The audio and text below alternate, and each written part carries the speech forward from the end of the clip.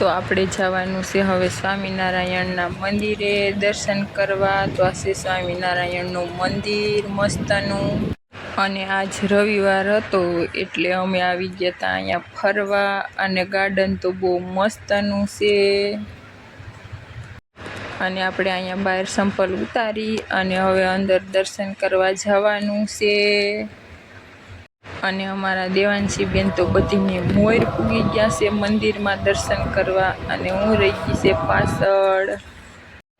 અને સ્વામિનારાયણનું મંદિર તો બહુ મસ્ત હતું. અને આ સ્વામિનારાયણનું મંદિર છે તાપીની કાંઠે ને બહુ મસ્તનું મંદિર છે.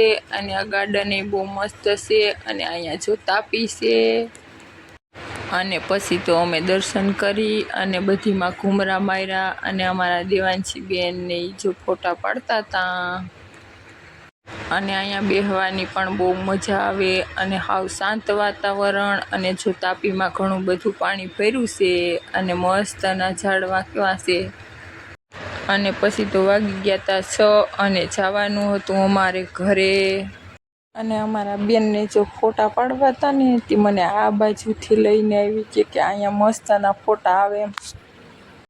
અને અહીંયા ગાર્ડન બહુ મસ્ત હતું. તો દેવાંશીને કહું કે તું અહીંયા ઊભી જા તારા ફોટા પાડી દઉં. પછી બે મસ્તના ફોટા પાડ્યા છે મેં દેવાંશી બેનના. ક્યાં જાવ ફોટો પાડવો તારે તો લાઈ પાડી દઉં. મસ્તના ઊભી રહી છે અહીંયા ઊભી.